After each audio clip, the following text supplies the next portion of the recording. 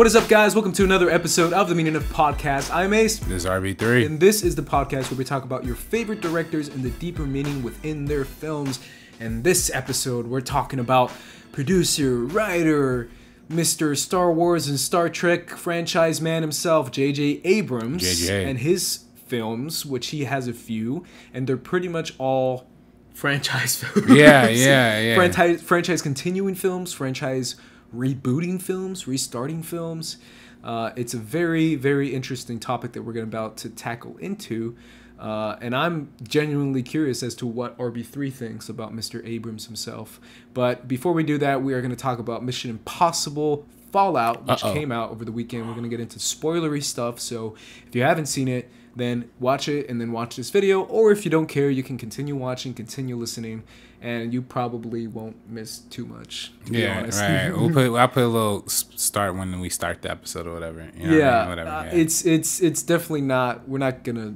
I'm assuming we're not gonna spoil anything crazy, but if we do, sorry, we warned you beforehand, so that's how it's gonna be. Now, before we do that, I want to read some comments from last week's episode where we talked about the great Jon Schnepp, yes. R.I.P. R.I.P.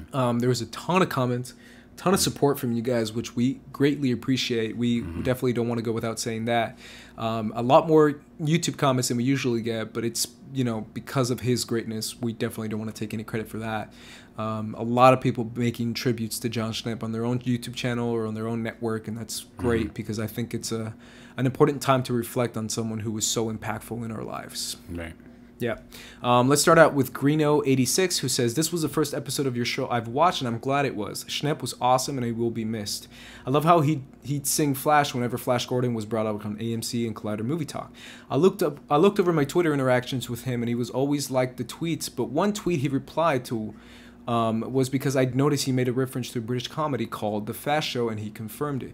I have a soft spot for Excalibur, and he brought up the film a few times in various shows. R.I.P. King of the Sweaties." Yeah. Great comment.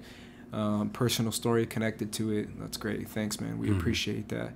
Room 666 Movie Review says, "Very cool episode. Schnepp will be missed, and he's the reason I started doing my own review channel while trying to write and direct my own stuff.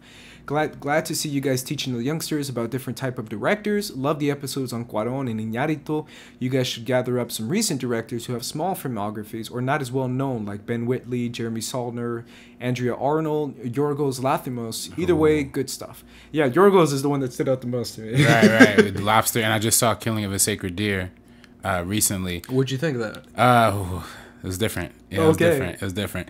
I also got to give a shout out to Adriana Arnold, who made a lot of incredible films. Probably the most nominated female Cannes director, I think, in recent memory too. That's dope. And American Honey is an amazing film that she did. That's right, American Honey. Right. Interesting. That's what the one girl she was like a first-time actress. Right. I forget her name. I forget her name too. Yeah, but she's great. All good. Leslie Yu says, "What Ace said about missing out on what could have been Schnepp's opinions and thoughts on upcoming movies he was most excited about is what I would miss about him the most. His recommendations always carried certain weight. Deep condolences to his family and friends."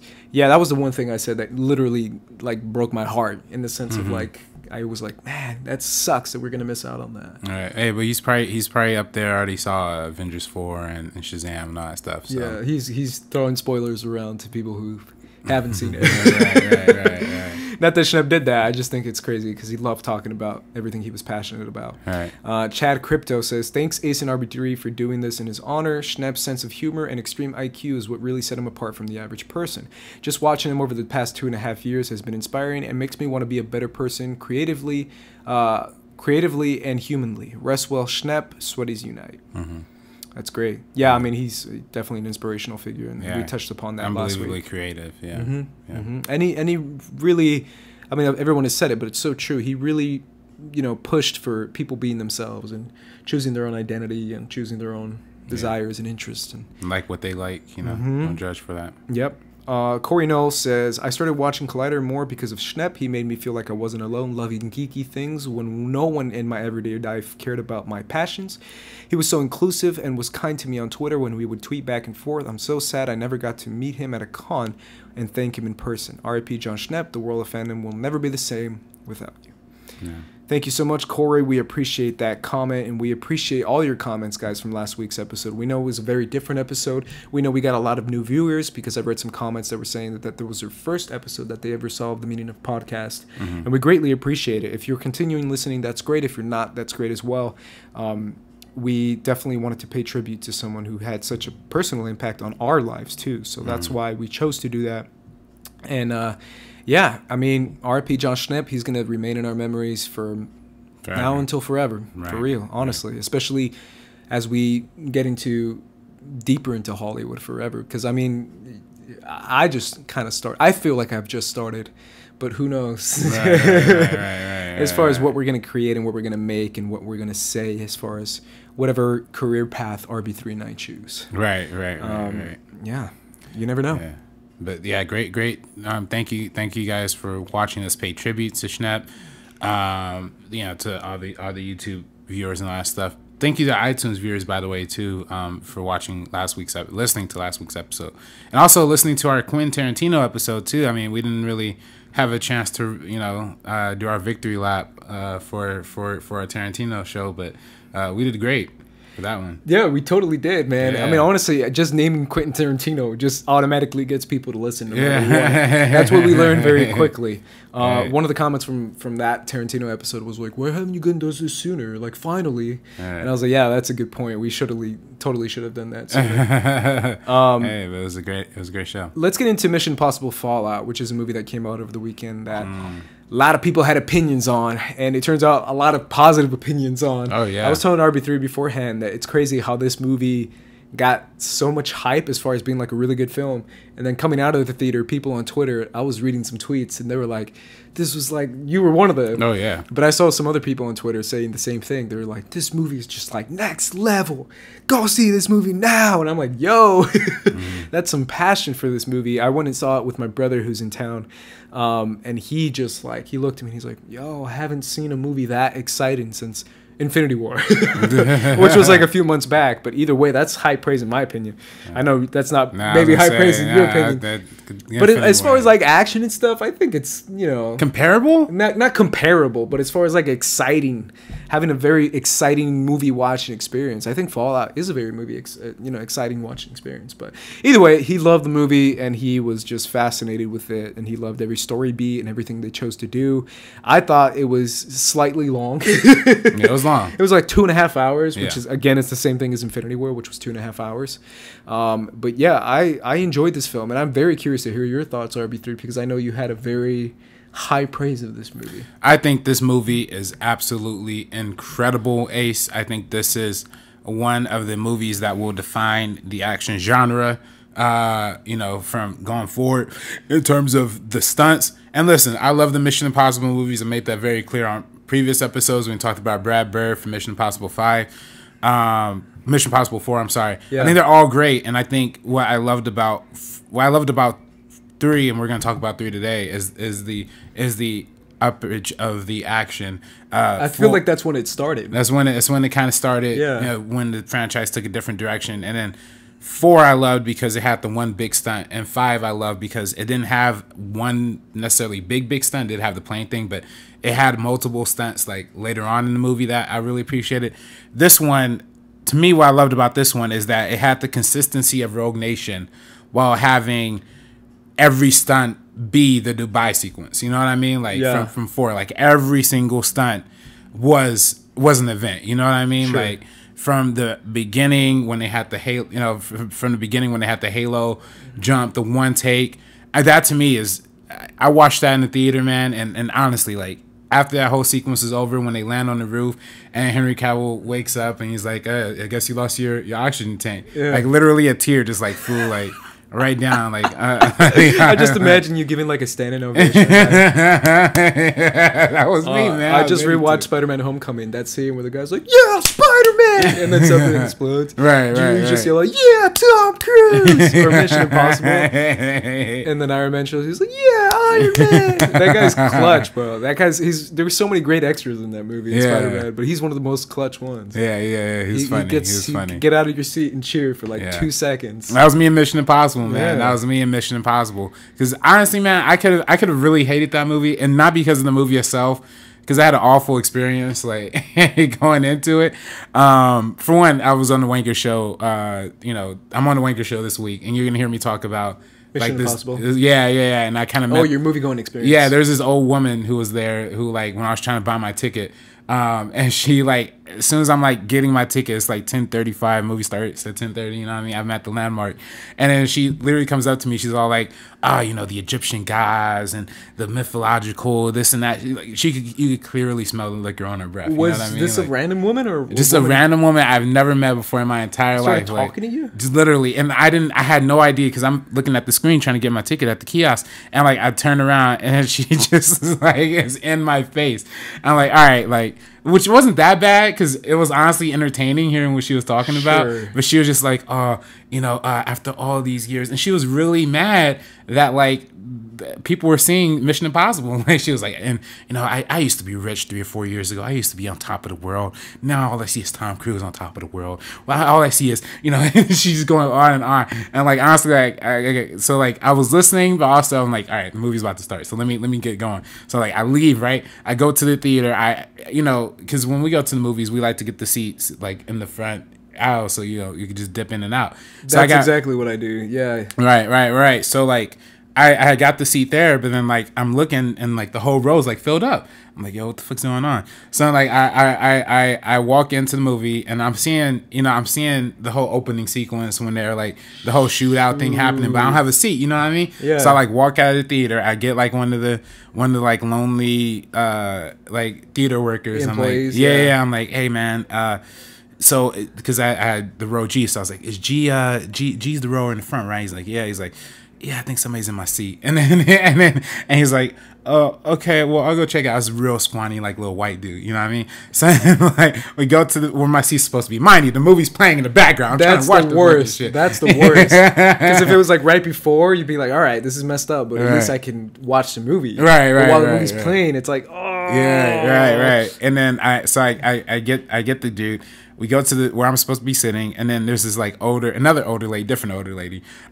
She's just sitting there in the front, and she's like really upset because I guess like she had a seat that was also already sat in, so that's why she was in my seat. So she was like, I can't believe this. I'm just trying to watch the movie, but she's like silent, like whispering, you know what I mean? But like yelling at this dude, and this dude just had like the fear of God struck in him. He's like, I don't know, ma'am. Ladies screaming at you are the worst. Like, I'd rather have a big dude. I'm like, all right. Yeah, right. At least we can fight. You know what I mean? Like, but when there's ladies, you're like, oh, this is so uncomfortable. Yeah, and then like literally like there's only like one other seat like right exactly in the middle of the theater. Yeah. I was like, I didn't want to walk up, because I have to get through the middle. Sure. Those seats are kind of small. So, and the movie's playing, you know what I mean? So I don't want to go in between people. This older woman is just yelling at the guy. Poor guy is like sweating fucking balls, you know what I mean? Like, and then like he's like, hey, I'm sorry, sir. Maybe you could sit in that seat over there. And like, I'm getting ready to like tear into this guy, man. I'm getting the hands cooking, like grilling him, you know what I mean? Yeah. But I just look over at his face, man. He's like, like he was so scared, dude. I was like, all right, you know what, man? Don't worry about it. And he's like, I'm sorry. And he's like literally like just stood there for like 10 seconds and just like walked away. I was like, dang, man, it's all cold. All because of Movie Pass. This is a Movie Pass thing. That's the whole thing in LA where you can see any Movie Pass. The only places they're showing it is the places that the e-ticketing. So the Landmark was like one of those places. But then like I guess like low key the seat that she had mentioned she was in before was also a seat that was on the Movie Pass. Sure. Then before that I saw when I was checking in, all that kind of stuff. So hoping they stay around, man. Now see if Movie Pass will survive. Yeah, survive. Yeah, but they didn't run Mission Impossible for me. I should have been mad. I missed most of the entire first sequence. I did see the whole thing when he's in the hospital bed and he's with Wolf Blitzer. That was pretty funny. The world has come to a cosmic, and then the hospital walls fall. I'm like, yes, that's nice. This is what I'm talking about.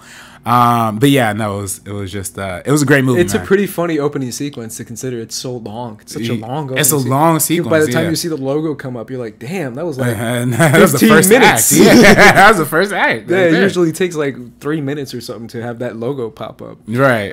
But that was like a long. I was like, damn, this movie is really being like, yo, this is gonna be long. Yeah. Meanwhile, I'm in negotiations for the seat that I paid for. That's awful. It happened to me for Hacksaw Ridge when I went to see Hacksaw Ridge. Oh man. I was sitting in my seat, and it was an individual seat, and the movie starts playing, and a couple comes up to me and it's like, oh, you're in my seat. And I'm like, actually, I'm not. This is my seat. Right. And he's like, actually, you are. Look at my seat too. And we have the exact same ticket number with seats. And I'm like, this is weird. And he's like, yeah, man, I don't know what we can do.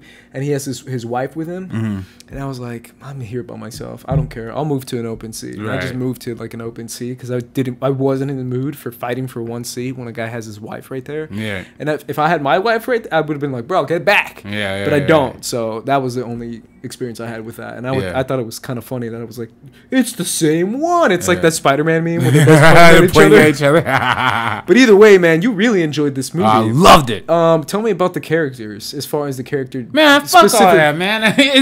Listen, it doesn't matter. Like this movie is you don't not, think it matters? Like it matters, with but Ethan like Hunt and with he's cool. For me, like to me, like it may not Ferguson. be. It might not be the most clever written movie.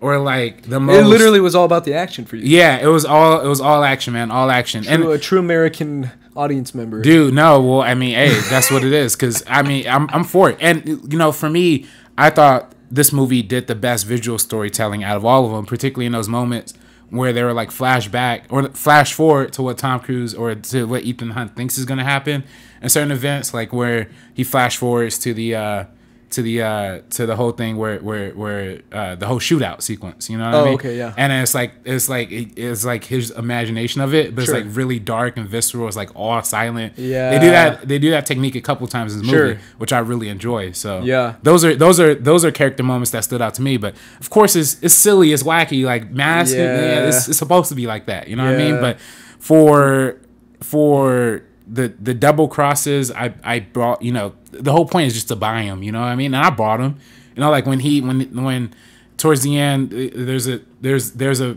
mask removal that happens that of course you can kind of see coming, but at the same time it's still like, yeah, all right, I'm feeling it. I like that. Yeah, we can say it. I mean, we said spoilers. No spoiler. So all right, yeah. When Simon Pegg revealed that he was actually the South African homie, I forget his name. Right. Lago or whatever. Yeah. Simon Lago. Yeah. That was cool. I like that too, because I even said, oh shit, like I saw it coming, but not that much. So I was like, oh shit, that's clever, because I saw the Henry Cavill mustache man twist. Right. I saw that twist, that mustache twist. Right.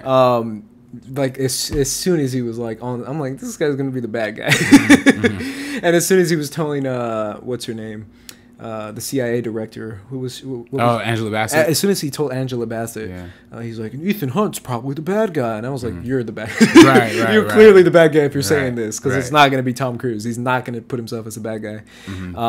But the biggest question for me, and this, I've told this story so many times to people who don't really know that much about it, was the mustache, bro. Yeah, the mustache that helped bring down the most totally powerful superhero franchise ever, which is Justice League and Superman.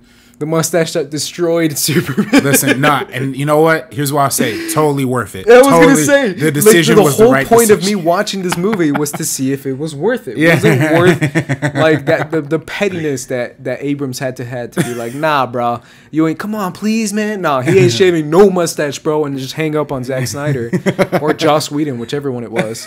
The audacity, bro. The pettiness. Yeah, man. And he's probably like cracking up as soon as he hangs up. He's like, bah, bah. He's like doing right. He's like high-fiving Simon Pegg and shit, and Tom Cruise. He's like, yeah, bro.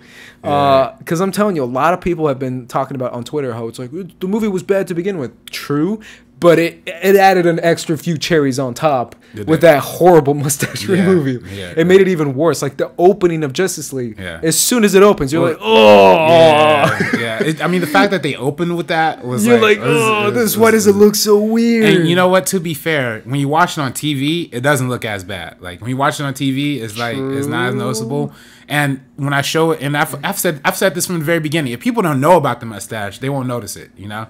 But like true-ish. I've talked to some people who didn't really know about it. Right. They noticed it. Well, every time I try and show people the clip, they're not convinced. You know what I mean? Like, but it was seeing it on the big screen. That was the problem. You know I was gonna say, like, yeah, that too. But also, like, I turned to my brother, and I mean, that's the big question. I even joked about it on Twitter. It was like, was it worth it? And he's like, oh, totally. So the mustache was so worth it. And I'm like, I want to hear why. And he was like, oh, because you associate Henry Cavill so much now, even though he's not really a famous actor with Superman, that at this point, to really make him stand out, to be different from his usual characterization, the mustache adds so much. I was like, that's an interesting response. Right. And it does make him the mustache twirling villain. It really does. It literally does. Yeah. I thought it was great, and I thought it was worth it too. I even said on Twitter, I put an image of my mom asking me, was it worth it? And my answer was just a picture of Henry Cavill in Justice League where he's going like this. And I was like, what do you think, girl? What you think? That's like my response to my mom asking me if it was worth it. I'm like, of course it was worth it. Look at this. Look at this face. It's totally worth it. But yeah, I like Henry Cavill in general. I think he's a lot of fun, even though a lot of people have criticized his acting. But I think he's good. I just feel like they would give him more of a shot in the DC movies, because my mom and I both agree that in Man of Steel, it's called Man of Steel, and he's like burly saying shit in the movie. He's just giving grim looks. He's just grimly looking somewhere, or like loathing from afar, or sitting on a boat, and he's just looking so deadpan. Yeah. And I'm like, man, this Superman's kind of. but then like it made it even worse, because I feel like Man of Steel is his best. You know what I mean? And then when you go like Batman versus Superman, that's when it got really. The movie's called Batman versus Superman, and y'all shading Superman so hard. I'm like, really? He's in it for like 20 minutes. Yeah. He says like 10 lines in Batman versus Superman. Yeah. The Clark Kent stuff, Clark Kent stuff was great in Batman vs Superman. Sure. But when he was actually Superman, that was unbelievable. Yeah, that can be a whole different conversation. But I'm cool with Henry, and I'm went out to support the mustache. Go support the mustache. Go support Henry Cavill too, man. Because he deserves another shot. Yeah, Superman. I 100% agree. I've been preaching that from everywhere. I like him as Superman. I really do. I just feel like different script, different type of role, it would be awesome. But either way, I really enjoyed Fallout. I thought it was really good. I thought it had great action sequences. I don't feel like necessarily it's the best of the action sequences.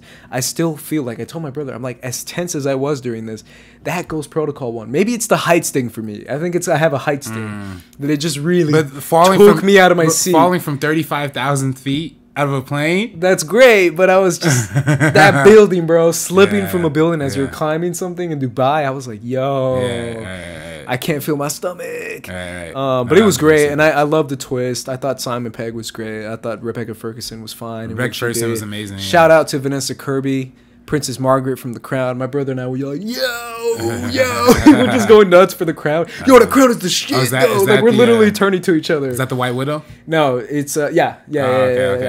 Where we're literally turning to each other, like, yo, The Crown. And we're, like, giving each other, like, high fives, my brother and I. Because we're hype. We're, like, the biggest The Crown fans in my family. And we, like, hype it up. We, like, always gassing it up everywhere we go. So shout out to her. Shout out to Tom Cruise for doing another crazy. My brother asked me, too. He's like, does he really do all his stunts? And I'm like, Tom Cruise is crazy.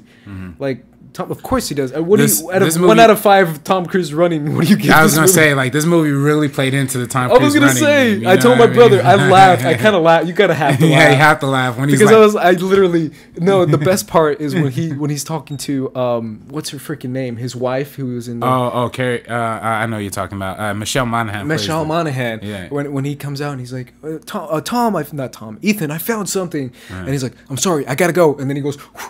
Right, and this prince, and they left it in the frame where he literally runs out of frame. I was like, that is like clearly telling us to laugh at this, right? Because it's so ridiculous how he immediately starts out, I gotta go, and he doesn't like lead into his run. He just goes, And I was like, yo, that's funny.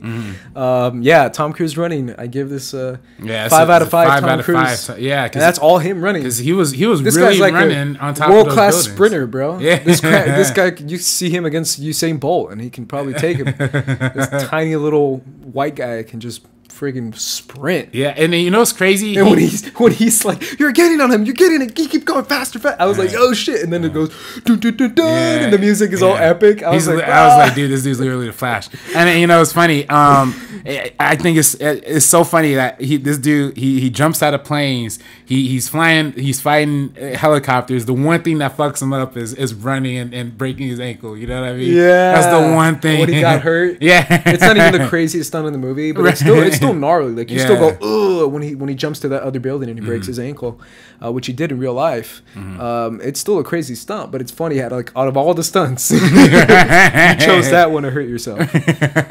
Yeah, it's definitely a fun movie. I say go out and see it. Go out and it's a 2.5 hour ride. The motorcycle stuff to me was like pretty gnarly too. Next level, that was gnarly. Like I was like, shit. The only thing for me was with the motorcycle stuff was that, like, when he went into the whole thing with cars, the CGI cars. Yeah, you could tell. I could tell too. Yeah, but I mean, that's not a complaint. But on a filmmaking level, I'm very curious to see, because they clearly shot real cars going. Because there was some scenes where I'm like, that's CG, and there was other scenes where I'm like, that's not CG. And I was like, it was going back and forth. It was using both, which I've always said is the best way to do it. But either way, you could tell, which is kind of disappointing. Yeah, get Christopher McQuarrie to direct every Mission Impossible movie from this point forward. Apparently, that's what the plan is, especially after this movie made like $62 million opening weekend. Isn't that like the biggest for? It is the biggest for Mission Impossible. Yeah. So props to Mission Impossible Fallout for making us appreciate a man's mustache even more. Yeah, and Tom Cruise's Scientology. And so, dude, right after Mission Impossible, I turned to my bro and he's like, yo, this is crazy, you know? And I'm like, bro, you have to see Going Clear.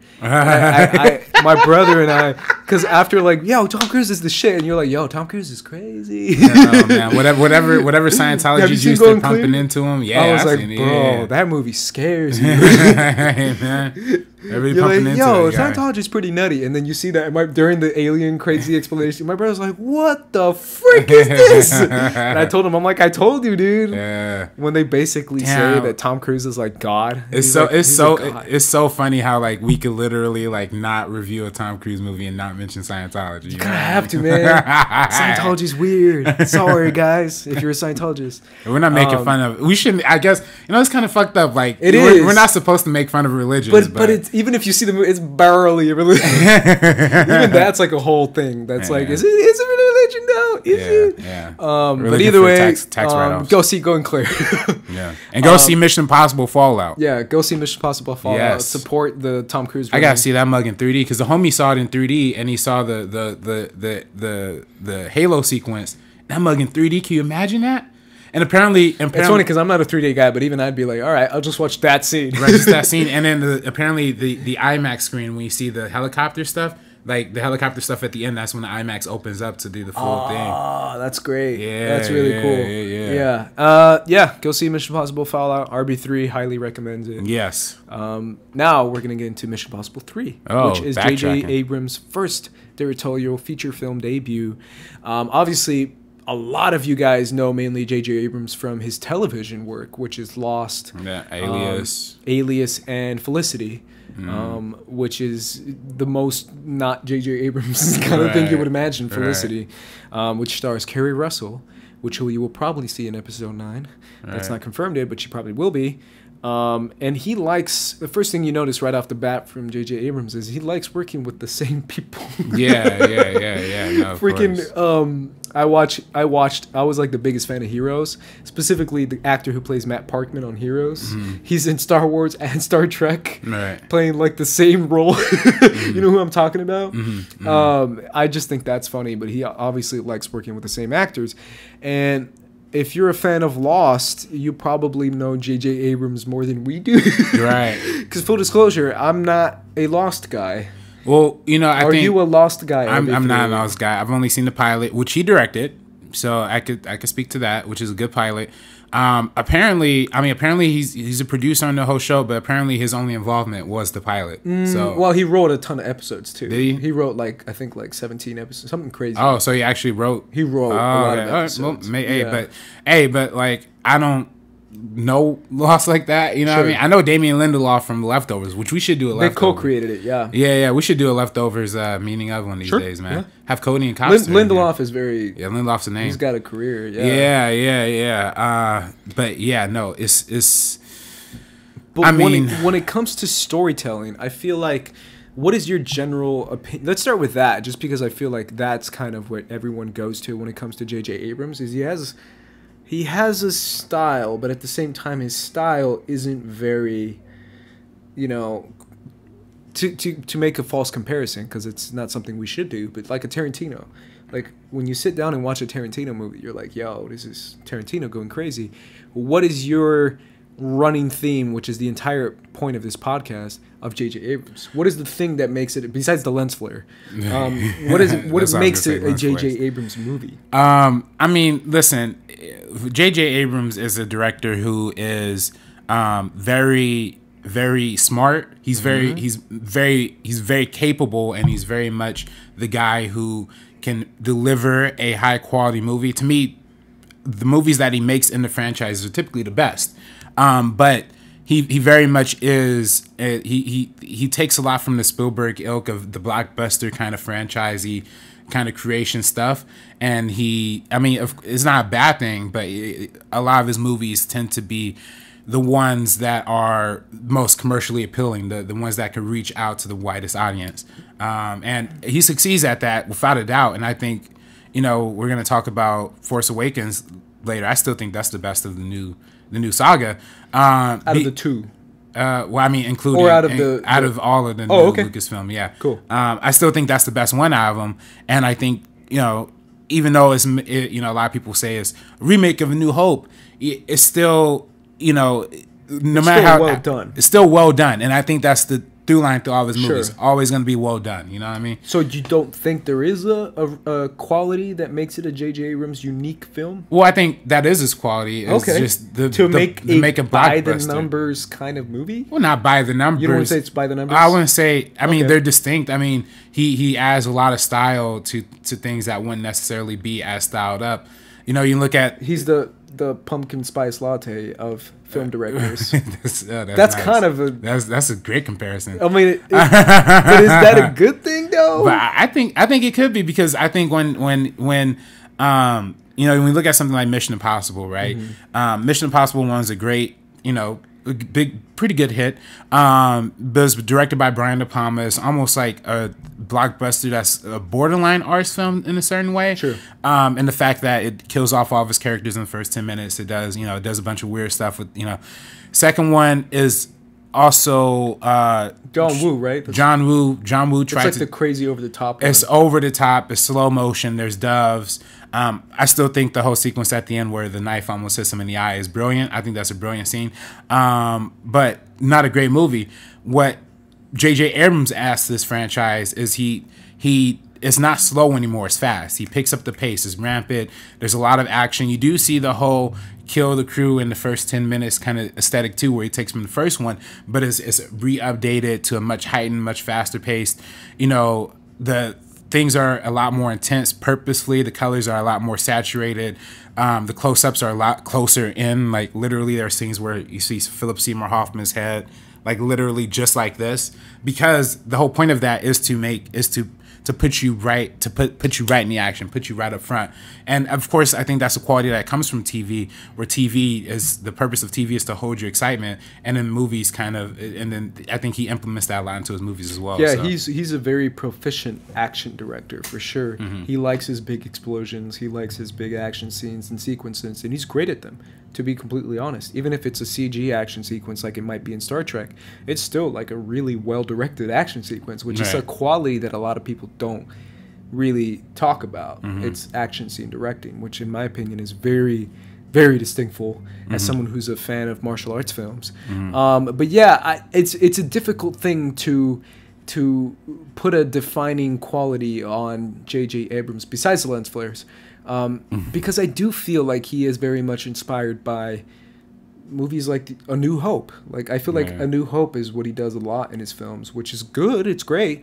Because if you think about it, we haven't gotten there yet. Like, his fingerprint on each franchise is almost like a throwback kind of thing, and almost like a throwback kind of mention to the original or the OG.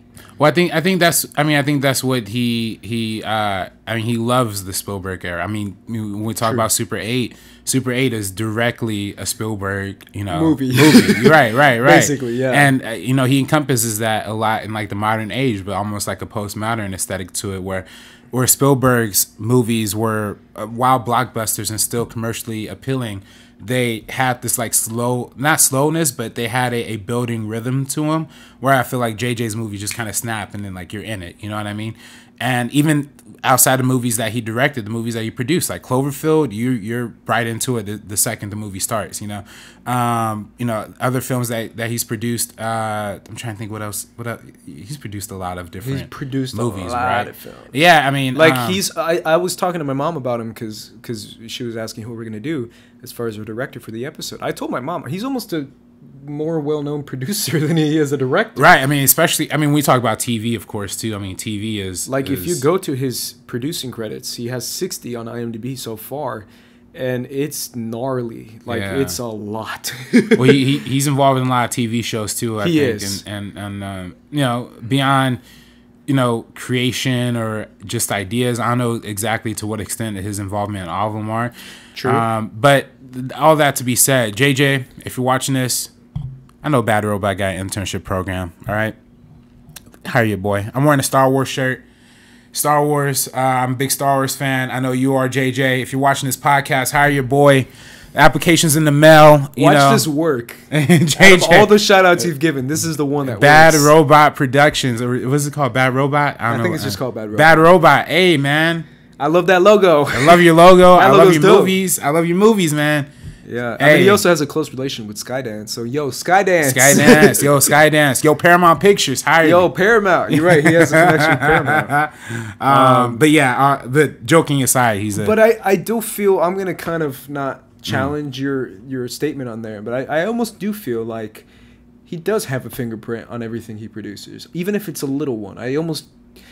Just because I feel like, because I've been reading up on JJ and have been seeing his TED Talk and stuff, and I feel like the mystery box, the mystery box one. Right. But I feel like he's the kind of guy to be like, to really put his foot down and be like, no, I'm telling you guys, this is good storytelling. Like, this is good. Like, this will get people into it. When it comes to his producing credits versus someone like a Spielberg, who I feel like he's kind of like, yo, thumbs up, and that's kind of his producing. He's done. Just because I do feel like he has a bigger say as far as... I might be wrong. I don't know, obviously. But it's one of those things where I do feel like his producing is much more qualitative, and you can actually measure it a little bit more than even his directing. That's just a personal opinion of mine, but that's something that I personally feel. Even Mission Impossible Fallout, I turned to my brother, and I'm like, produced by JJ Abrams and Simon Pegg. Like, the fact that he's one of the lead producers in the film, obviously Tom Cruise is as well, and he has a lot to say, but I feel like JJ Abrams still is very much like involved. Right. That's just my opinion. As someone who, especially when it comes to the Star Trek films, right? Someone who puts his buddy Simon Pegg, he's one of the reasons Simon Pegg wrote Star Trek Beyond. Like, all that kind of connection makes you feel like he very much is the kind of guy to be like, Simon's going to write it. This is going to happen because I'm JJ Abrams. Like, he's the kind of guy who would actually have input that makes it into the film. Right. But I also feel like he's also great at collaborating too, True. right? Because that's very true. When you look at something like Mission Impossible 3, it feels like a great Mission Impossible movie because you're bringing the whole crew back, right? You're bringing back the OG. Who plays Luther? What's the homie's name? Ving Rhames. Yes, yeah, that's right. Who was awesome in Fallout too. But he comes back for this movie, and it feels like the regathering of, and JJ also introduced the new characters, right? Is this the one that Simon Pegg was introduced, or is that the fourth one? Ooh, that's a great question. It might be this one. I think it's this one. Right. But either way, that's when and you get to meet the wife and all that stuff, and it has all, and Kerry Russell at the beginning, of course, of this movie, as she is, as we mentioned before in Alias, but she's the beginning of this movie. Felicity. Felicity. Oh, okay, Felicity. Yeah, my bad. Yeah, Alias is Jennifer Alias Garner. is Jennifer Garner. That's right. And Bradley Cooper. That's right. Yeah. Yeah. It's fascinating that he brings in that aspect of it, but still makes it feel like the newer wave, a newer, updated action heightened movie. Yeah, people love Mission Impossible 3. It's pretty much everyone's favorite Mission Impossible movie when it comes to rankings. And obviously, we've seen a lot of rankings. I say Fallout now. Over the past week, like a lot of people have ranked these movies. And it's one of those things where it's funny enough, the reason why he wanted to do Mission Impossible, one of the reasons why is because he's actually a fan of the OG one. The show. And he actually based part of Alias on it too. He said it was kind of inspired by a Mission Impossible type movie or the series, because he felt like that's what most connected with the material that he was writing with. I mean, Mission Impossible 3 gave us Philip Seymour Hoffman's villain too. Yeah, right. To be fair, it's because it's Philip Seymour Hoffman. You can never go wrong with Philip I was gonna Seymour say, the guy is Hoffman. crazy, man. Right. But he's such a good actor. It's gnarly. Just watching something like The Master or Hunger Games, Catching Fire. Always gonna give that a shout out. Like my brother and I are the same way too, because he's in town, and like I said before. But when homeboy who plays Seneca Crane from Hunger Games came out in West.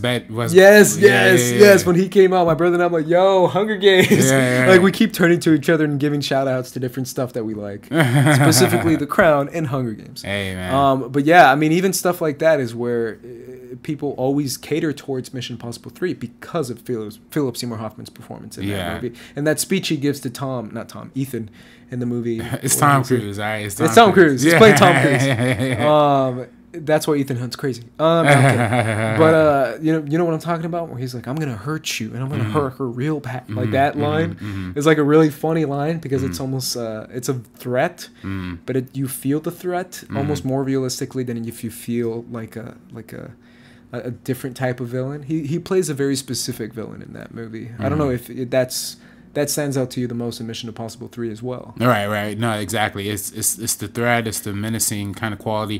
Like I said, the intensity and the style really helps with that too, because it feels really fast paced, and it really like I said, like the usage of close up in this movie, it's probably the most intense. Like, and you know, I always think it's funny too when you look at JJ's work. He kind of takes the things that he loves but modernizes it in the fashion of what's popular, you know, at least to him or at least to the general public, right? When we talk about Star Trek, he kind of made a Star Wars movie with Star Trek.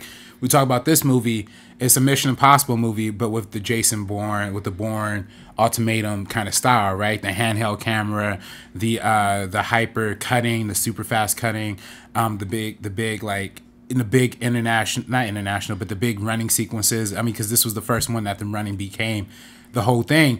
And we watch those Bourne movies. Bourne is big on running. Is big on the handy cam, the shaky cam. Is big on the hyper cuts, the super fast cuts. And I think he took a lot of that style and applied super hyperkinetic action sequence. Exactly. He took a lot of that Bourne style, applied it to Mission Impossible, and kind of reinvigorated a little life into it. So yeah, absolutely. Yeah, it's one of the.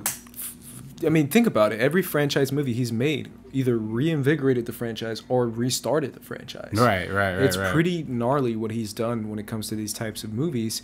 Action sequences, action-type movies that are, like you said, much more commercial than your average film or your average auteur. But like you said, it could be a very auteur type of thing to make these kind of movies. You know, somebody still got to be in the background making that pumpkin spice latte. Right. You got to have a top quality barista, man. I think pumpkin spice lattes. I don't drink coffee, but they smell delicious. So. Oh, I was gonna say, come on, man. I drink coffie. You drink coffee? I do. Yeah. Are they good? They get coffee. Right? It's good. It's really good. Yeah. I just think it's funny how that's the definition of basic nowadays. I've joked about it before. I don't know if I've done it on this podcast, but I've joked about it with my friends. I have a basic radar.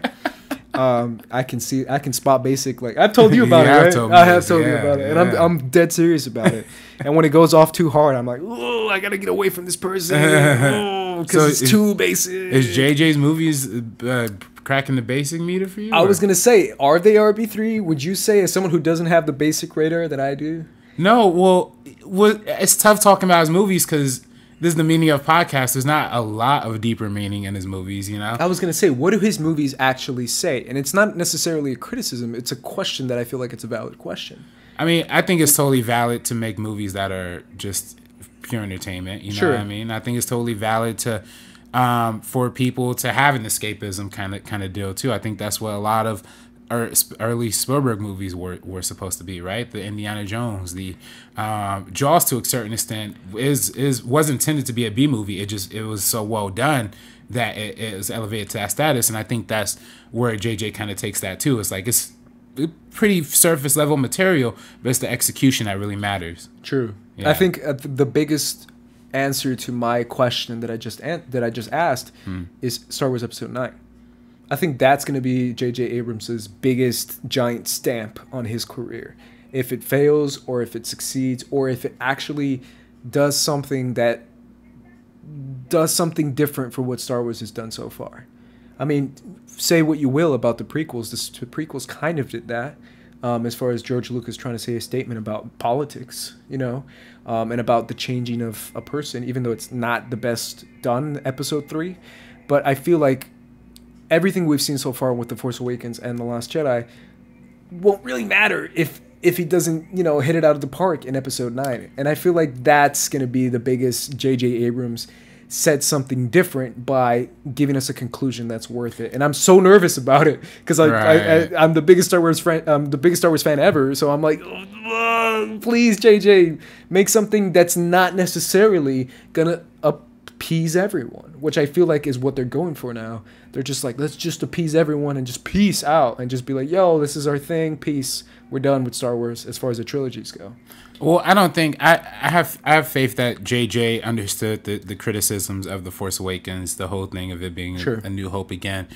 But the way that Star Wars fans are now, so split with The Last Jedi. Yeah, I mean, I really do think that, like I said, I really do think The Force Awakens is the best out of this new series. And even though initially when JJ was announced, I wasn't happy with that announcement because Ryan, this was before The Last Jedi actually came out. Sure. But just from the trailers of The Last Jedi, and ultimately what we saw in The Last Jedi was something completely different. And I appreciated it for its differentness. But, you know, because we had an out there choice like Rian Johnson, I thought they should have went with a even further out there choice. But I think at this point, the way people were so divided over Last Jedi, it might be good to have something that rallies them back together. Now, I'm not saying that he should make Return of the Jedi. You know what I mean? Like, he shouldn't do that. I think he could, because really when you watch The Last Jedi, and I said this before when we talked about the Star Wars episode, it's the same thing as Empire Strikes Back, you know, essentially. He could have a similar kind of story, but I just, you know, to Return of the Jedi, I'm just hoping that it could be something that's different enough that will just satisfy our hunger for something a little bit more. So yeah, I mean, it's definitely going to be a question that we'll see if it gets answered and how it gets answered in Episode 9, because I feel like, to be honest, man, that kind of pressure, even more than The Force Awakens, I feel like Episode 9 is going to be 10 times more pressure. I don't know about you, but that's just how I feel. Specifically when it comes to the Star Wars fans and the way they are now, I feel like the way they were when The Force Awakens was coming out was definitely not how it was now. Right. I mean, but you got to also think, I mean, you know, we're going to talk about Star Trek and Star Trek Into Darkness, but Star Trek Into Darkness was also a movie that broke up an entire fandom, too. True. So that's very true. Let's actually get to that. Let's get to 2009 Star Trek. I believe it's 2000. Right. 2009. Which rebooted the Star Trek franchise, and JJ Abrams was in charge, even though he openly admits all the time that he wasn't the biggest Star Trek fan. Right. And if I'm being honest, something that I want to say about this movie right off the bat is that I don't know jack shit about Star Trek, about the TV series, about any of the movie. Like, that wasn't my thing. Like, my thing was Star Wars. And back in the day, there was a very big dividing line. I know, I'm assuming a lot of people are a fan of both, but for me, like, my whole household, my family, my lineage is Star Wars for life, you know, kind of mentality. So this was my introduction into Star Trek. Right. And personally, I loved it. To me, it got me involved into Starfleet and Starfleet Academy, the characters of Spock, and like I didn't know anything about this stuff. Like obviously I've seen pictures and images and stuff like that, but I didn't really know about the franchise. And I love this movie. Like legitimately might be my favorite JJ Abrams movie because I really did connect to the characters and I felt like, man, this is cool. It's different. It's not necessarily, you know, Star Wars, but it's at the same time it's similar enough for me to connect to it.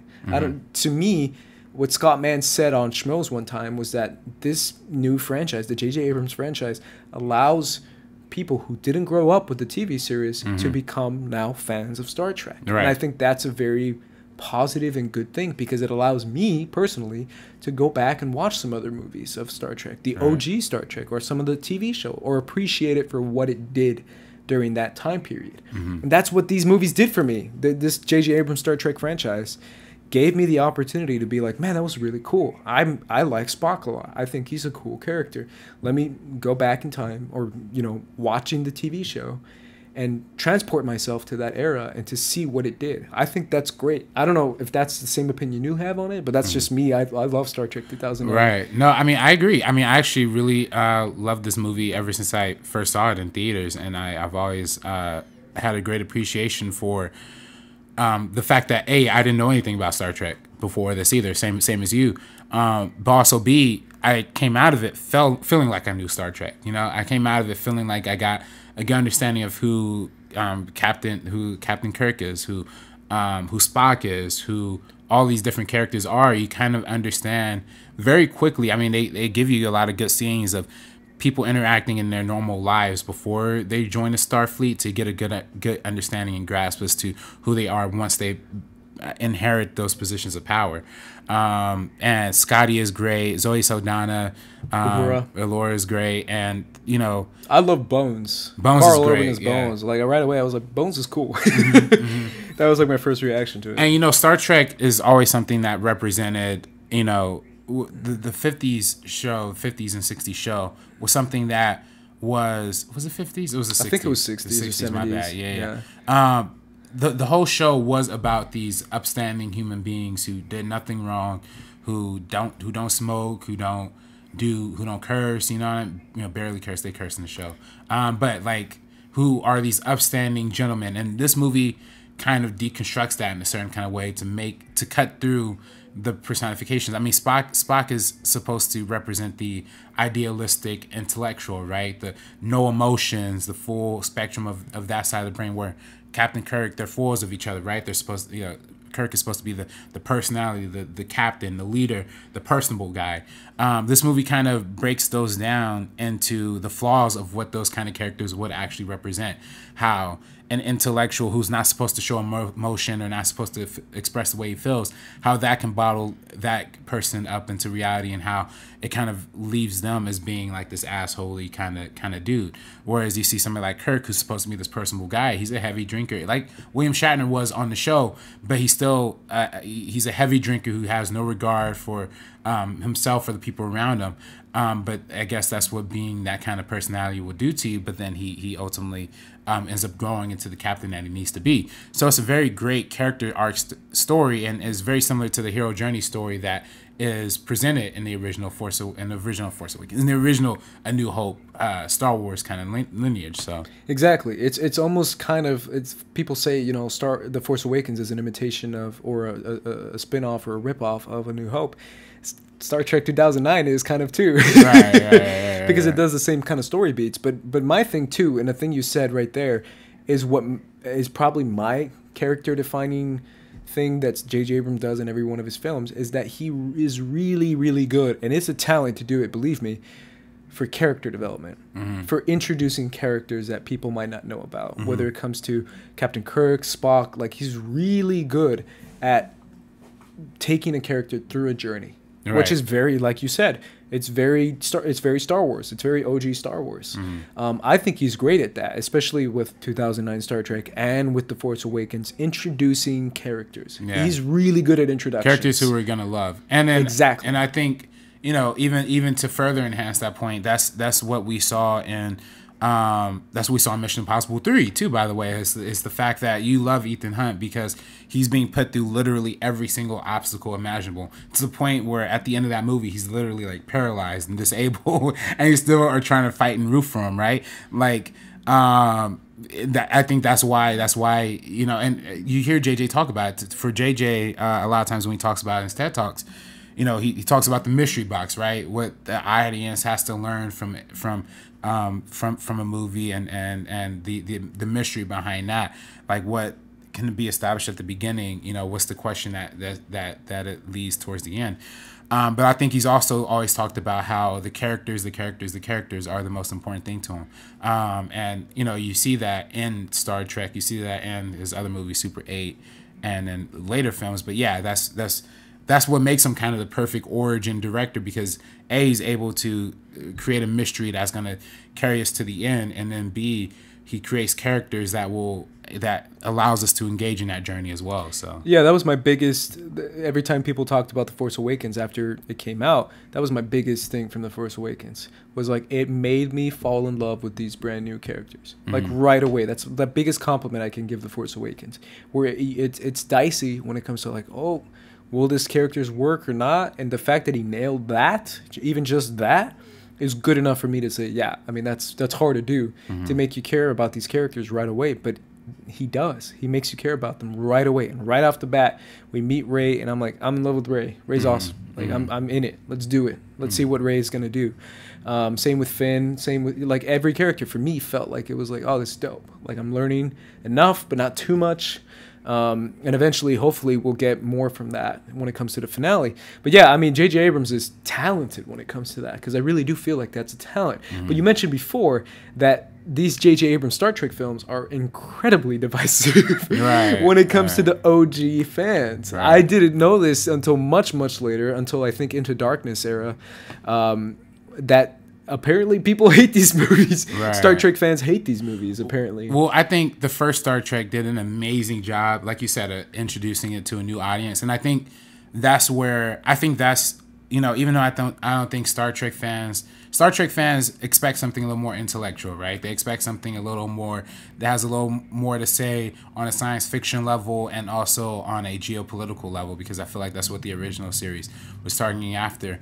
A buddy of mine who I've been letting stay at my place, my buddy Waldo, he's been watching the original series, so I've been kind of just watching episodes here and there with him, and kind of the through line I take away from it is that this show is about good people trying to do good politics across the universe, and how your goodness is kind of end up being compromised by other people's motivations and what other people find as their resolve to solutions, Yeah. This movie is less about problem resolution, is more about problem action scene. You know what I mean?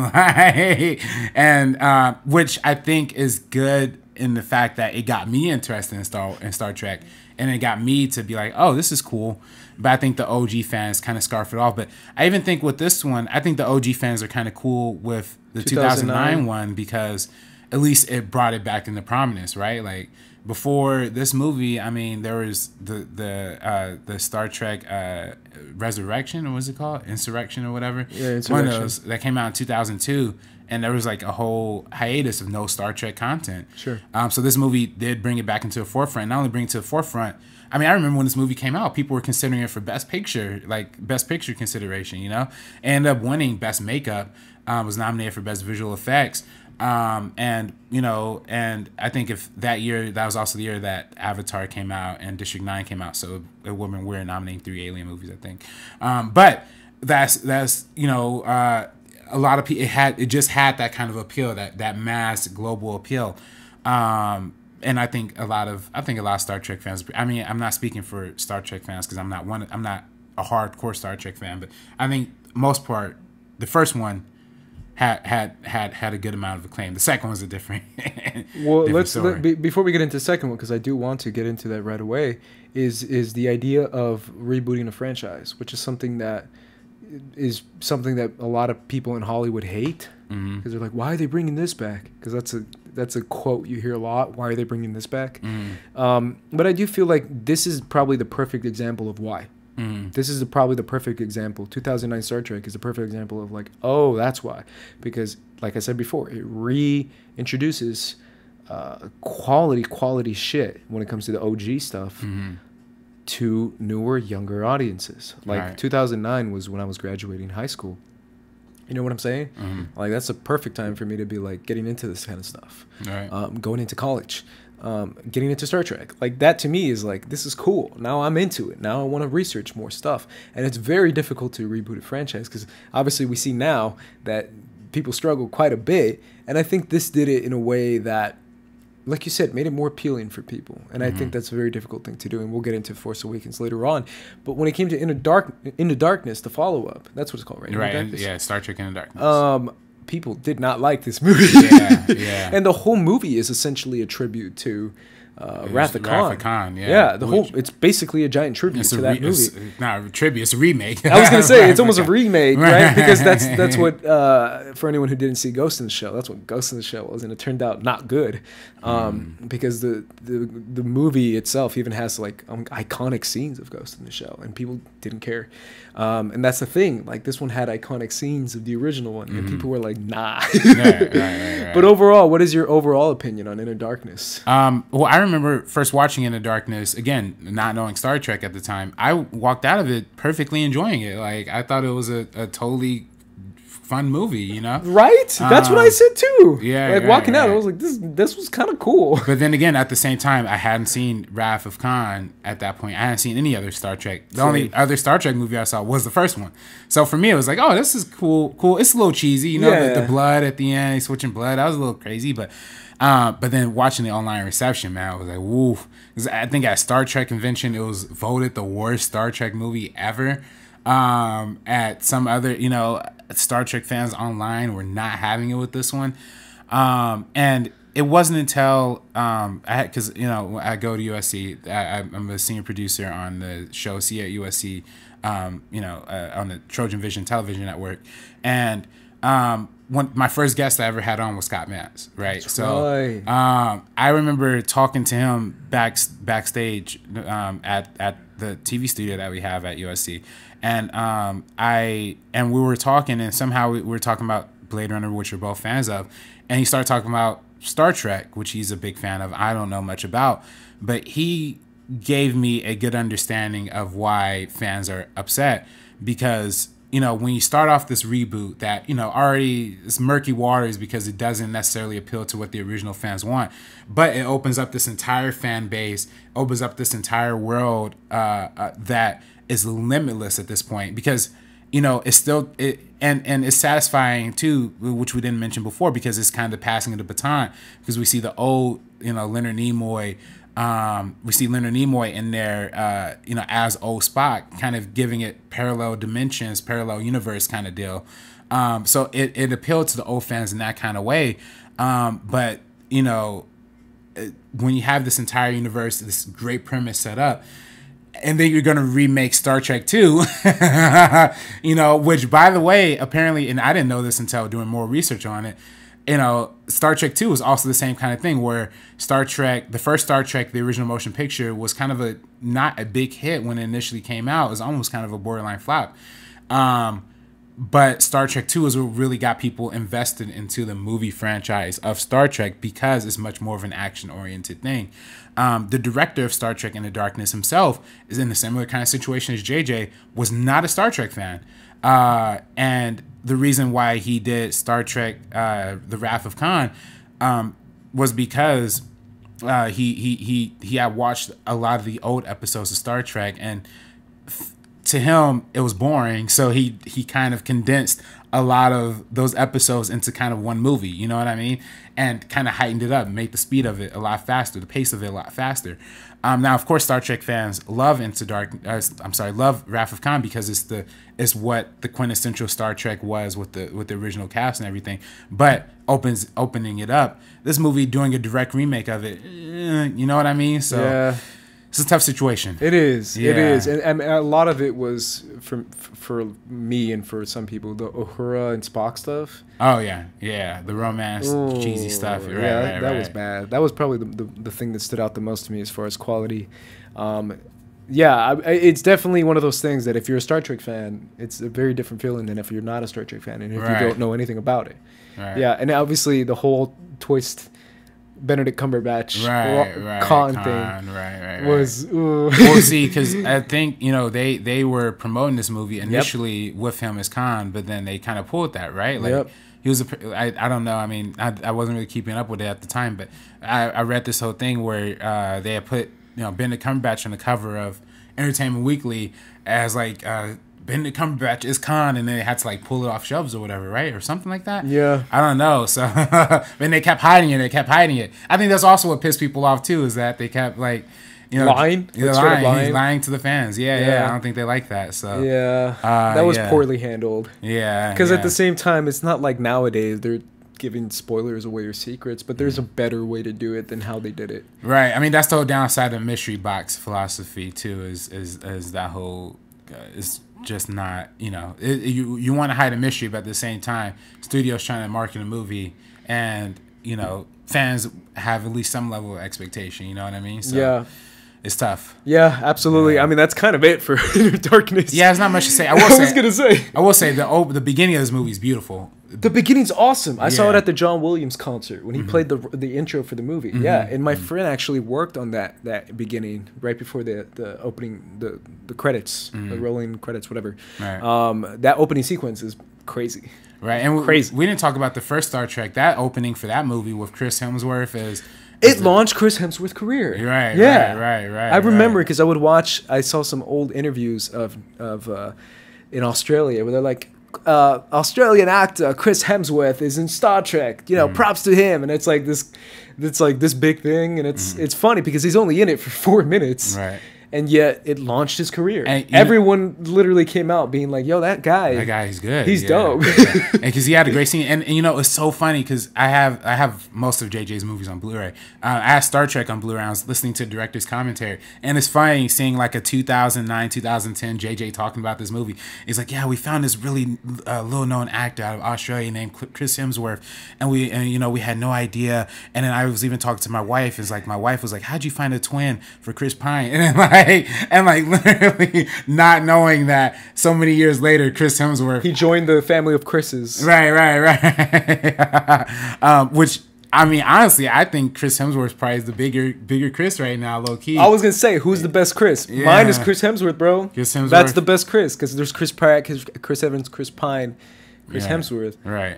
I'm on Team Hemsworth, bro. Yeah. So Hemsworth the homie, man. Chris Hemsworth. He's definitely the funniest out of all of them. Yeah. I don't know who's the best actor though. The best actor is hard. Man, that's tough. I think it might be because Pine is great. And what's that movie? The freaking Western movie? He's dope in that movie. Which one? Oh, with Ben Foster. Oh, that's right. 310 to Yuma. Not 310 to Yuma. No, not that one. The modern Western where they're playing two brothers, and what's that movie called? It was like in my top 5 favorite movies of that year. Oh man, I'm really trying to think. I'm gonna look it up just because I'll be mad. But either way, I know what you talk. Hell or High Water. Hell or High Water. Yeah, that's right. Yeah, okay. Chris Pine's the best actor. That just for that movie. Yeah, right. You got to give it to Pine. Chris Pratt's great too, though. Chris Pratt's awesome. I love Chris Pratt. Either way, shout out to Chris Hemsworth. Right. Chris Hemsworth. And going to the Star Trek point, great opening there too. Also, nice little commentary on the need for healthcare, universal healthcare in the country. Yeah. John Harrison wouldn't have been Khan if he had universal healthcare. So there you go. Yeah. And it's also I like that Spock chase sequence. That's just me. I liked it. That's good. Sorry, guys. Yeah, when they're on top of the ships. I thought that was dope. I was like, yo, Spock's about to tear shit up. They're on San Francisco? Are they on Earth? Yeah. I think that's really cool. But either way, Star Trek, we're not going to talk about Beyond too much because he technically didn't direct it. Yeah. But that's another example of his producing. Right. I think is better than Into Darkness, and it's comparable to the first Star Trek. Yeah, I liked Beyond. I really did enjoy it, even though it didn't do too well at the box office. I enjoyed Beyond. I'm still hoping we see a fourth one because apparently they're doing one that's Chris Pine and Chris Hemsworth, and then they're also doing the Tarantino one, which is what's gonna happen there. I still think one has to die. Someone's either JJ Abrams out or Tarantino's out. There's no coincidence that we did Tarantino and JJ in such there's close that connection proximity, right there, man. There we go. Let's get into probably his most personal film, which is Super 8, which is something he named after the first camera he got, which his grandfather gave to him. And he talks a lot about, especially in the TED Talk, about how much his grandfather meant to him. Mm-hmm. And that is kind of basically what Super 8 is. It's JJ Abrams giving a tribute to everything he liked as a kid. He loves as a kid, including Mr. Spielberg. Mr. Spielberg. I mean, this is people saw this trailer and they were like, yo. right. Is this like a Spielberg production type shit or something? And Spielberg produced it too. And, he did. And it feels like, JJ's made he's made no mistake in acknowledging the influence that Spielberg has had on him as a filmmaker. This is where it becomes the most prominent, I feel like. And it almost feels like it's the most negative. It's the most poorly received J.J. Abrams movie. It's one of the most poor received ones, People don't like this movie. I think people just feel like it's too much of a Spielberg ripoff. It's too much of the Amblin Productions, early horror thrillers. And we did a meeting of Steven Spielberg where we talked about a lot of those type of movies in our part 1 version of it. And I think that's very prominent in the case of him, in the case of JJ now, is that he kind of takes what he loves of the Spielberg movies in terms of the style, in terms of the characters. But I feel like Super 8 didn't really have as much of the nuance, right? Of the what's lying underneath. I think it does have what's lying underneath, but I think it's kind of so surface level that it hurts a little bit. Whereas I feel like where you watch E.T., it's a movie about friendship, but it's also a movie about divorce, right? Whereas this one is, the whole story is about, losing somebody in your life, in this case, he lost his mother, right? The main character in this. And that is so much in the prominence of this movie that it feels over the top. It doesn't really have the same kind of, I feel like, weight that some of the older movies that Spielberg made has, but at the same time, it still has that thrill, it has that adventure kind of sense, and it has that throwback 80s kind of aesthetic as well. So yeah, Stranger Things too. Stranger Things, yeah. That's why I didn't love Stranger Things this season, particularly season 1. I didn't love it because it felt like so much of a nostalgia trip. This one felt like a nostalgia trip too, but this was, it had the JJ lens flares. It had the big budget, like train destruction, over the top sequence, and it had I feel like almost like the alien stuff that was there. The aliens, it had the aliens, which Spielberg movies are known for having aliens. Oh my god, yeah. Those are big aliens that were present in this one. But there are some truly thrilling sequences in this movie where they're all trapped in the bus in the middle of the road. That's an amazing part. A lot of great parts. The whole stuff when they're in the military bases trying to like maneuver through that, I think, is really great. So there's a lot of great moments throughout this movie. And I think it works on an efficient level in terms of getting the homages to the Super 8 cameras, to the home video making, to the love of filmmaking. That's also what it's about too, right? It's about the love of filmmaking, the love of cinema, where they are shooting these like individual short films, or not individual, but they're doing these short films like these zombie movies and stuff like that.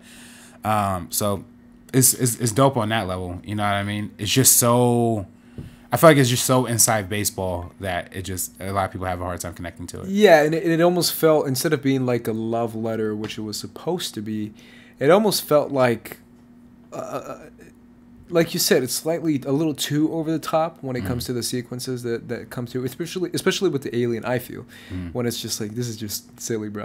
Right. Like, it didn't feel like a love letter. It felt more like a, poor imitation. Not poor, but like a not as well done imitation, I guess you can say. Right. Yeah, I think that's mainly the underlying through line when it comes to this movie. It has Coach Taylor in it. Shout out to Coach Taylor. Kyle Chandler. Hey, not Kyle Chandler. Yeah, it's Kyle Chandler. That's Kyle Chandler? Yeah. Okay, yeah. Clear Eyes, Full Hearts Can't Lose, man. Right. Are you a Friday Night Lights fan, bro? I'm not. I watched the movie with Billy Bob Thornton. Man, that show is so good, though. Yeah, I've watched the show. Either way, this is a fun little through line that we did. Obviously, we didn't mention Cloverfield because he's technically not the director of Cloverfield. Right. Matt Reeves is the director, which he has a close relation to as well, which I think is kind of funny.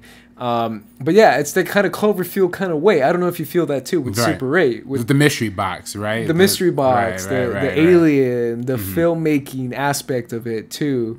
Like almost like a tribute to filmmaking itself, even though that's not the intention of Cloverfield. That's what it ends up becoming as far as the found footage genre. Right. Because it basically kickstarted that found footage genre. Right. It was coming out at the same time as Paranormal Activity, but it was the first one, a big sci-fi movie to kind of use that aesthetic too.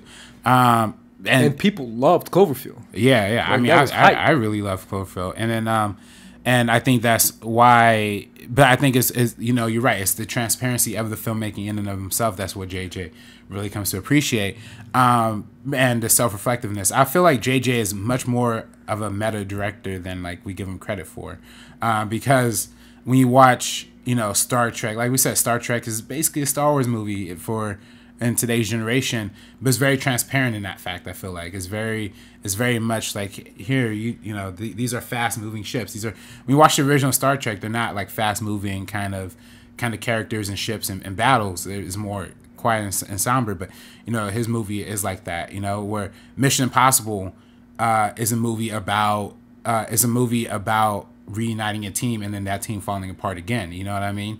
And I just feel like all of his movies. Super 8 is, like you said, the love of filmmaking while making a movie. The love of kids making films while also being in what they would normally see in the movies, right? They're being in that situation in real life. And of course, The Force Awakens, I feel like, is the most meta of all of his movies, because literally the first line of the movie is it'll all be good from here. I think the first line of The Force Awakens is it'll all be good from here. That Max von Sydow says, like, basically saying, like, don't worry, the prequels don't matter. the Force Awakens is where it's gonna land. You know what I mean? So after the reboot, after all, so he is definitely little winks and nods to what people want in their movies. So yeah, I mean that's a very interesting perspective to take, because I do feel like you're right about his transparency, though. I feel like that even more than anything else. The fact that if you interview JJ Abrams, he's like, oh yeah, totally, I'm just want to do Nope. He doesn't say that, but he basically says that when he talks about his inspirations. He's like, oh yeah, Super 8, Amblin and Steven Spielberg, let's do this. Like he's not like one of those directors who, like, when people say, oh, you're just ripping this off, and a lot of directors are kind of defensive about that, whereas JJ is like, yeah, that's what I loved as a kid. That's what people love. Like, he's so open about basically almost every one of his films are some sort of kind of love letter / rip off to movies we've seen before.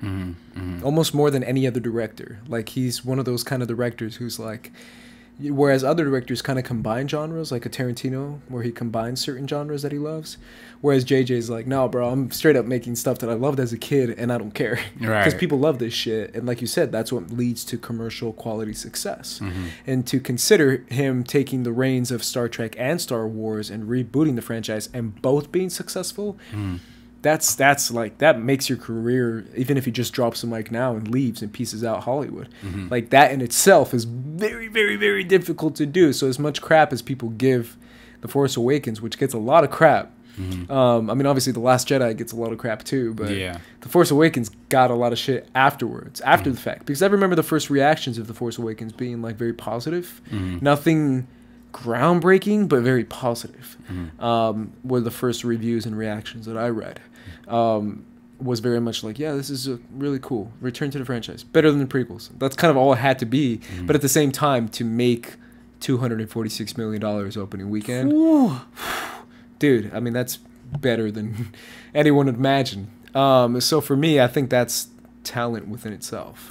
Yeah, he does. He knows how to make these movies, and he definitely, like I said, he wears the influences on his sleeves, particularly with The Force Awakens.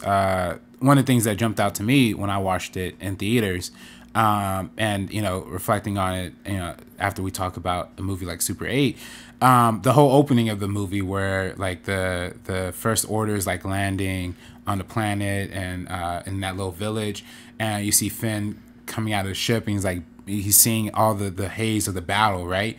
It's kind of reminiscent of the of Saving Private Ryan, the whole opening on D-Day, where he's like stood out, he's out, he's hazed out, he's looking around, he's not sure what's happening, and he's in the middle of war, and he has to confront those things. So yeah, I mean, I'm mentioning that example to say, like, yeah, a lot of his movies are, if they're taking story beats from one thing, they're going to take some style from another, which is, I feel like good filmmaking is taking bits and pieces from what you love and then making it your own.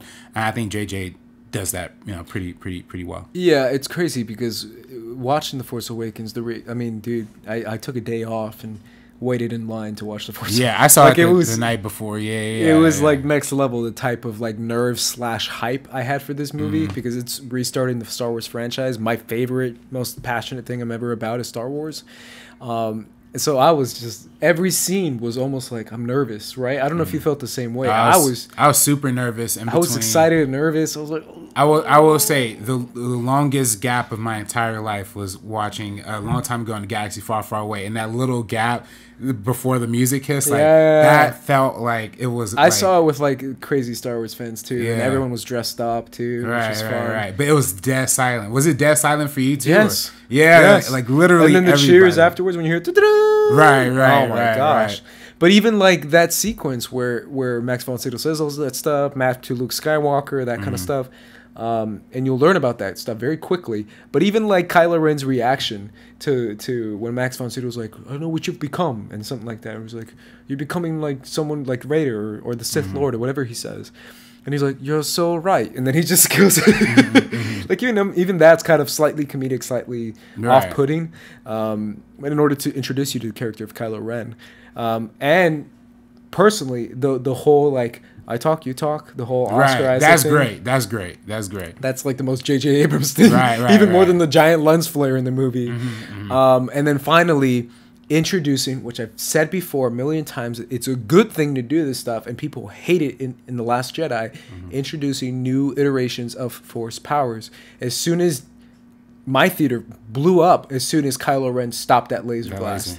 As soon as everyone was like, yo, shit. Like, I heard people say that. And that's why I liked it in The Last Jedi, and a lot of people didn't like it. But I thought it was cool because I love the introduction of new ways to use the Force. We've never seen that before. And that's what The Force Awakens did. And right off the bat, you were like, all right, I'm in. Right? And then eventually a lot of people fell off when it came to the Death Star. Bigger. Like, that's when people were like, all right, man, come on now. Come on now. 5 planets instead of 1. And I was like, really, man? Like, I literally said, really, man, in my head in the theater.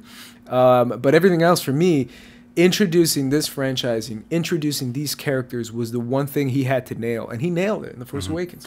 Right off the bat. And, that's why I think, when you meet Rey for the first time, you meet Rey, you hang out with Rey for at least 8-10 good minutes before you even really get any plot rolling with her, Before she even says a word. Right. And it shows you how active. I was watching a great video from Lessons of a Screenplay where it compared The Force Awakens to Rogue One, and how you spend a lot of Force Awakens living with Rey's daily routine, seeing how she's actively taking care of herself. Whereas the problem with Rogue One is that when you see her, the protagonist in Rogue One, she's not doing anything active. She's just kind of following along through the entire movie, so you don't really have that connection to her. Whereas with Rey, you know her like right off the bat, and you're just ready to get into it. And which also speaks testament again to when we talk about JJ and his capacity for character development, character creation, and stuff like that. So yeah, and the same with Finn too. I feel like not enough credit goes to the way he does with Finn, especially with the follow up of The Last Jedi, and just how I really was like, I like Finn, and then in The Last Jedi, I'm like, ooh, what's Finn doing? What's gonna happen with Finn? I guess he could die. Cool. If he dies, cool. Because I remember when Force Awakens came out, people were like, John Boyega's gonna be the next Will Smith. Like people were like, really. Well, I mean, he's still pretty big, but at the same time, you're right. It was the craziest thing to have not just a black co-lead, but like the fact that he's like former stormtrooper and all this stuff, like it was a big freaking deal. And especially that the first teaser, or one of the first teasers we saw, was him with a lightsaber. Like that was just like, yo, this is like the dopest shit ever is about to be Finn. And obviously it wasn't. It ended up being Rey to be the dopest shit ever. But at the same time, it's so clearly he's so much better in the freaking Force Awakens than he is in The Last Jedi. Yeah, it's not even comparable. That it's like, I was hoping for Finn, but at the same time, I felt like Rian Johnson might have been like, let's do this adventure, and it's like, oh. Yeah. Because I was rewatching some videos about it, some interviews about it, and it's funny how they were talking about the story between Luke and Rey leading up to Kathleen Kennedy and Rian Johnson were talking about that, and I was like, I wish we got more of this and less of Finn and Rose. Like, obviously there's people who take it too far when it comes to vitriol hatred and, you know, comments that are extremely poor taste and racist, right. Which we saw a lot of when it came to the first trailer of The Force Awakens, which to me was like the most hype thing. That teaser, that was when he pops into frame, I was like, yo, this is crazy. Mm-hmm. And it made it feel like this is going to be an event type film, which it was an event type film. Yeah. But either way, I mean, props to JJ Abrams for delivering a film that at least started a franchise that could potentially be great or potentially be good. And right? I mean, he introduced the whole mystery box thing in this one too, of who's Rey's parents. You know. True.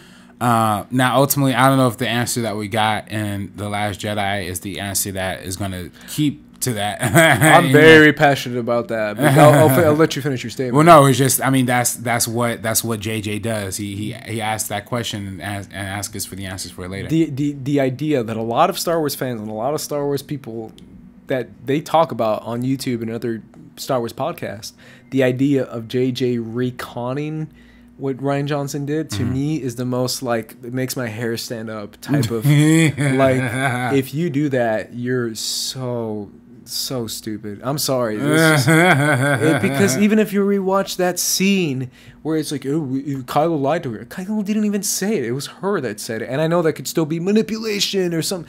I understand that. But the idea itself, to me, makes so much more sense of her not having that lineage. That's much more of a statement than any other Star Wars films has already made, and that's The Last Jedi. I agree with that. Like, that's already a bigger statement than anything George did in the original. Like, that to me is like, come on now, why would you recon that? Like, that would be super dumb to me. That's a brilliant choice to make that choice of not having her be like Obi-Wan. Because I remember when I left the theater, I was immediately like, she's Obi-Wan's granddaughter. Just I know it. Like, you couldn't tell me any different. I was like, I was on the Luke's daughter train for the longest time. I can buy that she was Luke's daughter only because of the age difference, the age, and then the accent. You know what I mean? Yeah. She had much more of a British accent. Yeah. And then plus, I thought the whole thing with her doing the Jedi mind trick was nice. It was a callback to when Obi-Wan did it, and I thought. The fact that they got Ewan McGregor in to do like those voice segments. Oh, that really took me. Yeah. Being the biggest Obi-Wan fan, I was on that train too for a minute. Right. The Kenobi train. Right. But yeah, to me, that would just be dumb. And I just feel like if you watch, I've said this a million times, if you watch The Force Awakens, after watching The Last Jedi, you start to realize that the story that they said, the Kylo Ren story, whatever people want to call it, makes total sense. She's basically a slave to Unkar Plot in The Force Awakens. She's cleaning shit. She's getting paid food instead of money. She's totally sold into bondage for drinking money, like Kylo Ren says. To me, it makes so much more sense when you watch The Force Awakens. Like, I was like, yeah, that's totally the case, because what family would leave her to Unkar Plot? That makes no sense. Right. Like, to me, watching The Force Awakens and watching her basically do slave labor makes more sense when The Last Jedi confirms that, yeah, she was sold into slavery or bondage. And I was like, yeah, that's what The Force Awakens showed us. And I think that just makes her a more special character, too. Just like, if her not having to be some sort of lineage, she's just being her own Force user. Yeah. And I wouldn't mind them retconning it if it was just the scene of Kylo saying that to her, because, you know, villains could lie, you know. Sure. But I think the whole scene in The Last Jedi when she's down in the cave and she looks into the mirror, when she asks the question, "Who are your parents?" and then it just reflips and it keeps flipping to herself. Yeah. I think that's an important visual statement as to she's supposed to be on this journey alone. Yeah. And the fact that she says herself, they were nobody. Right. She says that before Kylo says anything. It was like, they were nobody. Come on, man. Come on. Please, JJ, don't do that. That would hurt me. Right. But hey, man. Hey, JJ, I think he could really fix this. I think he could bring the fans back together. Yeah. I think he could have learned from the mistakes of Star Trek Into Darkness. Sure. And which I think so divided the fan base that I think there could be some great potential of him potentially just reuniting us back and it's one of those things too that, to be honest, man, the whole Colin Trevorrow thing, I'm kind of glad it's JJ. Like, you weren't the biggest fan of Jurassic World. No, I hated it. So are you cool with JJ replacing Colin? I wasn't cool. I wasn't cool with either. I wasn't cool with either, honestly. Like initially, but I'm much more cool with JJ. Sure. And I think JJ is by far 10 times better director than Colin Trevorrow. No offense to Colin Trevorrow. Sure. I have a lot of respect for him as a director, but even though I didn't like, Jurassic World.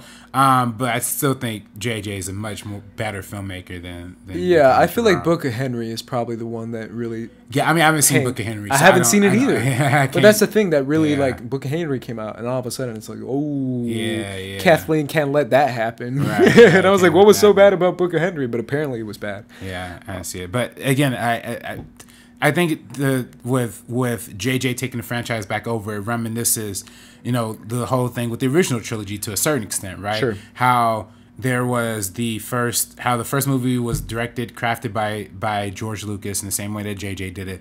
The second one handed off to a different director, but still, based off the first one. And a lot of people, kind of mention or, kind of talk about how, even though Return of the Jedi was directed by another dude, I can't remember his name off the top of my head. A lot of people saying that George Lucas really ghost directing that himself, and I think to a certain extent that's what the pattern is now, right? Like JJ coming back to the third film of the franchise and making it all work in and of itself. So. Yeah, and I love Return of the Jedi. I know a lot of people don't, but it's still my favorite Star Wars movie. Do you think I love Return of the Jedi too? Do you think it would have been better if they just had one director for all three of these, or just different? No, I'm glad that it's different directors for each one. I was cool with JJ 1, Ryan 2. And then later on, they announced Colin for 3. Right. I was cool with that. I was like, that's kind of cool. That's the director of Looper doing. Right. You see what I'm saying? I loved it. Yeah. Are you kidding me? Like that kind of system to do it that way, to me, made perfect sense. But even JJ coming back, I was cool with that.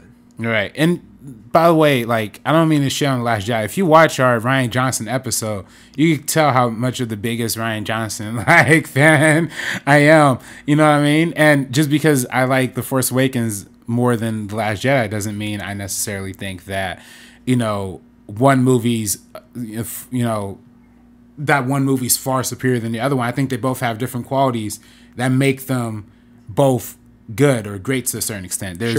There's just more in The Last Jedi that's whack than The Force Awakens that's whack. Which Force Awakens, Maz Kanata, I think is one of the worst characters ever. I never liked Maz Kanata. Lupita, man. Hey, I love Lupita. No, I love Lupita Nyong'o. I love Lupita Nyong'o. I just don't like that character. You know what I mean? Yeah, but I kind of agree with it. I just think it's an issue of screen time. And when it comes to explanations of certain things, right? But then Finn and Rose, the amount of screen time they get is so much that you're like, bro, we get it. Yeah. Turn away, go back to Luke. And so even same with the whole Laura Dern character thing. Yeah, like I was okay with it, but I was like, why are we spending so much time with this? Right. Like it just made it frustrating for me. Yeah, especially when the movie was like the longest Star Wars movie ever, and it's like that's what you chose to spend the screen time with. Like, come on, man. Right. But either way, I am genuinely curious what's going to happen with episode 9, especially since they already put the casting list, especially since we know Luke is coming back, because we kind of expected that to be the case no matter what, but now it's confirmed on the casting list, which to me was a very bold decision to make, because my brother's convinced that he's going to be in it for like 2 scenes, and I'm like, no, he's going to be Force Ghost doing some shit. But we don't know, obviously, because we don't know what the movie's going to be. And obviously, the goodbye of Carrie Fisher is going to be in episode 9 and not in episode 8, which is also a very bold decision. So I'm curious to see how he handles that. So many questions that are coming up from this movie. The biggest one for me is, what statement is he going to make? And is it going to be profound enough to make it the most profound statement that JJ Abrams has ever made in a movie? Is it just going to be like togetherness and family and friends, or is it going to be something much more groundbreaking, or something that shakes the Star Wars franchise and adds a giant stamp on it, like I said before, where we don't know the conclusion between the dark side and the light side? What's going to be the conclusion for that? Because that to me is the biggest thing that Star Wars has ever introduced, is dark side and light side. how does it end? Right. I mean, and I think to some extent we can look to the original trilogy and for some guidance on that too, because that whole idea is about the old generation, the evil generation, the Emperor, the Vaders all coming to us end while the good rises to prominence.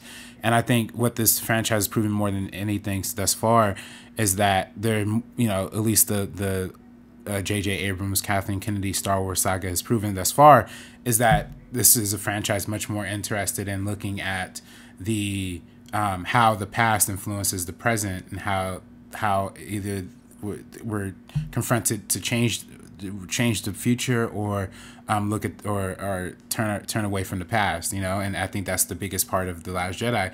I think that's the part of The Force Awakens that was most prominent to me, at least. Like the whole idea of Rey being this figure who chases after a Luke Skywalker type figure because that's her hero, that's who she looks up to. Again, kind of in our meta-analysis of like the fans, right? Rey's supposed to assume the position of the Star Wars fan who's loved the previous generation of Star Wars, looking up to find what's new about it, and how the villain of this movie is just essentially a Darth Vader superfan who was looking to imitate him all the way to the fullest extent. Where The Last Jedi kind of changes that to a certain extent, and it kind of forces Kylo to abandon his love of Vader to, and now kind of way when he like smashes his helmet and everything. Yeah. So I don't know. I'm really excited to see where they go with it. I'm hoping it's somewhere dope, but if not, Star Wars is Star Wars. Yeah. We'll always have the original theory. Yeah, So. for sure. And I do feel like there is a quality boost no matter what with this new trilogy versus what we've had before on a general quality level. Oh, yeah. Everyone knows my opinions on the prequels, which is Yeah. basically unabashed love. Yeah. I adore the prequels. But at the same time, there is something to be said about these new movies, starting with the character of Rey, which is the background of my phone, which is literally, she is literally right here. It's true. Hey, So Rey. I can't really hide my adoration and my love of Rey and of this new character that JJ Abrams gave me personally. Because to be honest, I'm on board, and I'm very curious to see how this ends. Yeah, me too. All right, guys, that was our podcast. That was our episode on JJ Abrams. Let us know what you think. Let us know what is your opinion on these new Star Wars franchises and the Star Trek franchise in general. And Mission Impossible. What do you think of Fallout? What do you think of our opinions on Fallout? Let us know in the comments down below. Once again, guys, thank you for listening all the way through. Thank you for watching on YouTube. We appreciate it. Best way to connect is on the comment section. So we love you guys. And we definitely want to share more of our strong opinions with you guys. Oh, yeah. And for the Meaning Enough podcast, I'm Ace. This is RB3. And we are peacing out. Peace out, guys.